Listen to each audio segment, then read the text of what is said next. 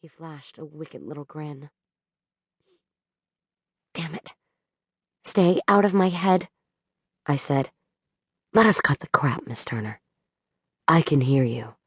I can either pretend not to, or we may both simply acknowledge that this is a fact.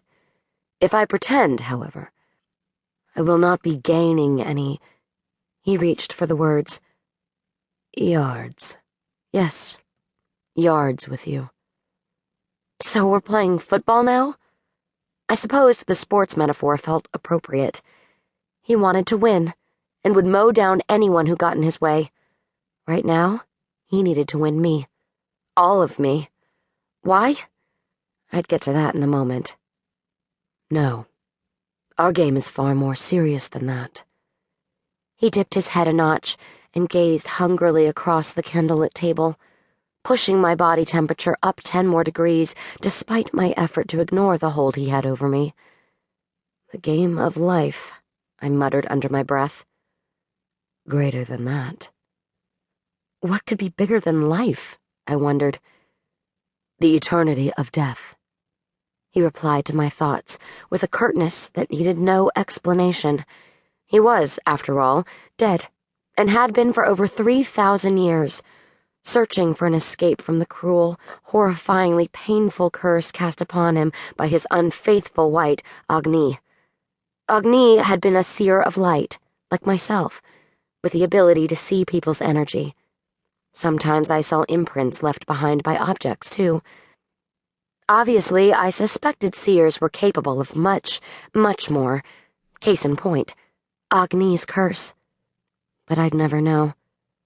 I was the last seer, which was why King had an interest in me far beyond anything casual. And if I were to be honest with myself, part of me, the part that lived in the darkest recesses of my mind, wanted him back. Do you plan to answer me this evening, Miss Turner? King asked. I pushed my mind away from any thoughts of sex and tried to focus on the conversation. Honesty? What else? If you can't stop hearing my thoughts, there's no point in pretending. He smiled in that sexy, sinful sort of way that could melt a woman's panties off her body, like it or not. Yeah, he was powerful. I meant, what dish will you be ordering? I already knew you would choose honesty. You're not one to advocate lying. He was right about that. I couldn't tolerate dishonesty, which was why I struggled with what was to come after dinner. Why did he insist on making sex part of our new deal? King leaned in. Mia, how many times must I explain this? The artifact will allow me to bring back one life. Just one. Do you want your brother returned to you or not? I looked toward the panoramic view of San Francisco, the lights of the Golden Gate Bridge off in the distance. You know I do.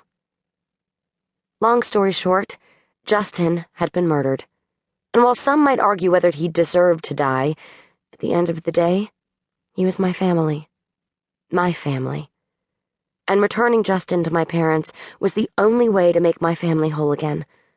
But to bring him back, I needed to break King's curse. To break his curse, we had to get a hold of the artifact, a rock that King's ex-wife had used to bind his curse. To break the bond between King and the artifact, a seer had to undo it. That's where this all got weird. Utterly and truly weird. According to him, the bond could only be broken with love. Yeah, pretty damned strange. Definitely complicated. However, I'd spent a lot of time thinking this one over. If Agni used hate to create his situation, then it only made sense that the opposite energy would undo it, sort of like an antidote. Now, how breaking King's curse would translate into a dead person, any dead person, returning to life, that was where things became even stranger. He claimed that once his curse was broken, the artifact would allow one life to be brought back as a sort of do-over. King had obviously planned for his life to be the lucky one, but he'd made me an offer I couldn't refuse, in exchange for ending his torture.